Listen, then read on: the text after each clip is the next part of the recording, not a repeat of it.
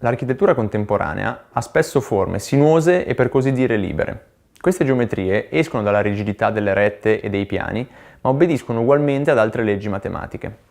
Per cominciare la nostra analisi, introduciamo due concetti che ci saranno utili: funzione e dominio.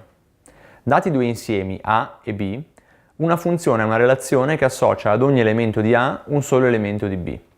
Il dominio di una funzione è l'insieme di definizione della funzione, ossia l'insieme A.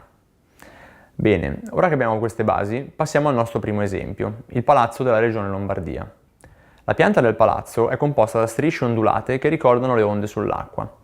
Questa forma, di tipo sinusoidale, è descritta da una funzione molto nota, ovvero quella del seno, da cui prende il nome. Concentriamoci su uno dei lati della piazza coperta. Al variare della x all'interno di un sottodominio, la y assume i valori sen x. Più precisamente, la curva azzurra rappresenta il grafico della funzione sen x nell'intervallo meno 3π greco mezzi, 3π greco mezzi, mentre la linea gialla rappresenta l'asse x. Notiamo che per completare il perimetro della piazza coperta manca ancora un lato. La curva mancante ha lo stesso andamento di quella appena tracciata, ma è capovolta.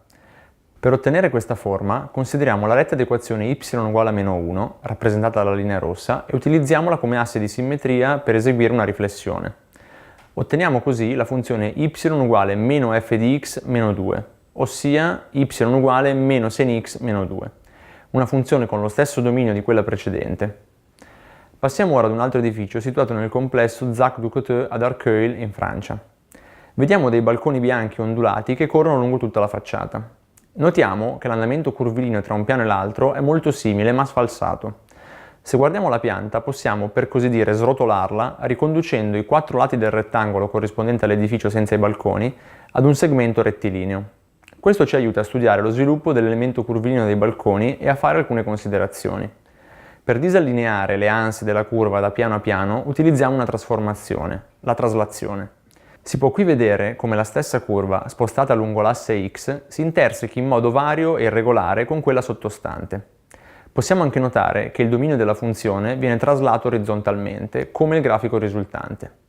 Nonostante abbia un andamento simile alla curva dell'edificio visto in precedenza, ovvero sen x, questa non è periodica. Si dice periodica, di periodo t, una funzione tale per cui il suo valore in un punto x è lo stesso nel punto x più t, per ogni valore di x nel dominio. Possiamo associare questo concetto a quello di ritmo in architettura, ovvero una successione ordinata secondo una certa frequenza. Per capire meglio ciò di cui stiamo parlando, guardiamo uno degli edifici più celebrati degli ultimi anni, il Bosco Verticale a Milano. La sua particolarità è di essere un edificio che, nonostante si sviluppi in altezza, presenta larghi balconi che ospitano alberature di grandi dimensioni. Questi balconi, disposti in modo apparentemente irregolare, seguono in realtà un ritmo ben preciso, costituito dall'alternarsi di 6 piani tipo. Evidenziamo con un colore e una lettera differente ciascuno dei diversi piani. Notiamo che il disegno complessivo della facciata è dato dalla partitura A, B, C, D e F ripetuta 4 volte. Se ci concentriamo invece solo sull'angolo in primo piano, osserviamo che vi è un'alternanza di pieni e vuoti a ciascun piano. Se chiamiamo il pieno, ovvero la presenza di balconi, A, e i piani privi di balconi, B, otteniamo un ritmo AB. Anche in questo caso è stata effettuata una traslazione di una funzione di base. Si tratta di una funzione costante, anch'essa definita nel dominio dei numeri reali.